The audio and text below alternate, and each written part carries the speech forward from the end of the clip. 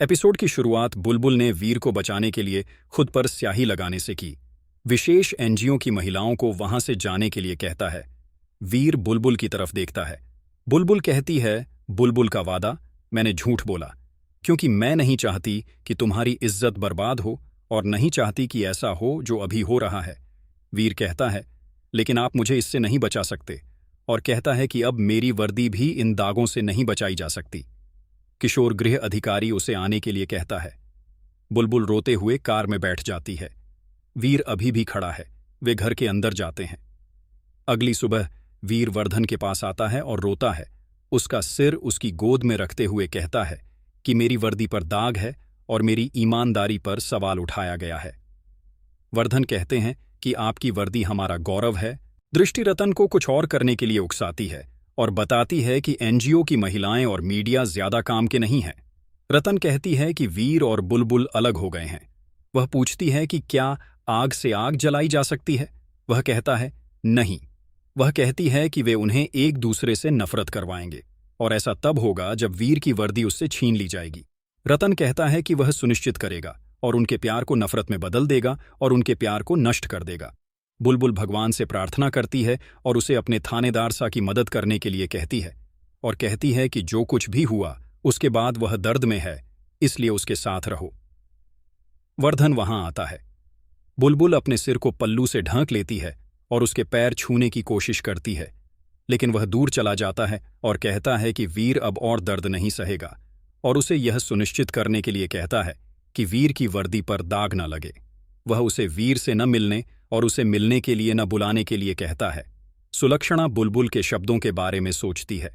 दृष्टि आती है और कहती है कि उसने सभी की शांति के लिए पूजा रखी है।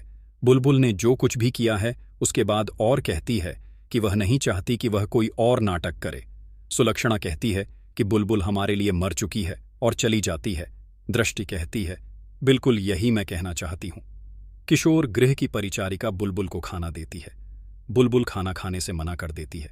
महिला कहती है कि यह तुम्हारा ससुराल या घर नहीं है और उसे खाना खाने के लिए कहती है। बुलबुल बताती है कि उसका परिवार उसे राजकुमारी की तरह रखता था।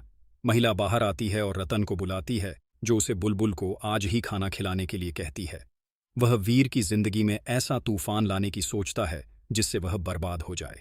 ध्रुव वहां एक दूल्हे को लाता है और कहता है कि उसने अब तक 15 लड़कियों से शादी की है और उनके पैसे लेकर भाग गया था और अब वह फिर से शादी कर रहा था और मैंने उसे मंडप से गिरफ्तार कर लिया। वीर क्रोधित हो जाता है और उस लड़के की पिटाई करता है।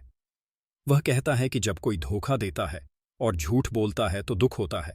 विशेष वहां आता है और ध्रुव को उस लड़के को ले जाने के लिए कहता है और वीर से पूछता है कि वह अपने निजी कारणों से ऐसा क्यों कर रहा है। वीर कहता है कि यह मेरा काम है और उस लड़के के बारे में बताता है। वायु किशोर गृह आता है और बुलबुल से मिलने की जिद करता है। महिला उसे रजिस्टर में हस्ताक्षर करने और आने के लिए कहती है। तब तक वह उसके द्वारा लाए गए भोजन की जांच करेगी। जब वायु हस्ताक्षर करने जाता है तो वह भोजन में कुछ दवा मिला देती है। वायु आता है। वह उसे खाना लेने के लिए कहती है। वायु बुलबुल के पास आता है। बुलबुल को सुलक्षणा और वर्धन की दवाओं, व्योम के होमवर्क, दृष्टि के कारण वर्णिका की चिंता है। वह कहती है कि हमें सावधान रहना होगा। वह निश्चित रूप से कुछ करेगी, हम उस पर नजर रखेंगे। वह कहती है, वायु भाई सा, यदि आप सब कुछ संभाल लेंगे। वायु कहता है, हां, लेकिन आपको वापस लौटना होगा। बुलबुल कहती है कि मैं कहां जाऊंगी और कहती है कि मैं गम वाले परिवार के साथ फंस गई हूं और कहती है कि मेरा रिश्ता गलत हो सकता है, लेकिन थानेदार सा के लिए मेरा प्यार नहीं। वह कहती है कि मेरी मां सा कहती है और मैं मर जाऊंगी और उस घर से ही निकल जाऊंगी। महिला बुलबुल को खाना खत्म करते हुए देखती है और रतन को बुलाती है। रतन कहती है कि तुम्हें पता है क्या करना है। वायु कहता है, मैं तुमसे मिलने आऊंगा और उसे ख्याल रखने के लिए कहता है। वह चला जाता है। बुलबुल को नींद आती है और वह बेहोश हो जाती है। वह ध्रुव को बुलाता है और उसे डॉक्टर के साथ किशोर गृह पहुंचने के लिए कहता है। वे किशोर गृह पहुंचते हैं।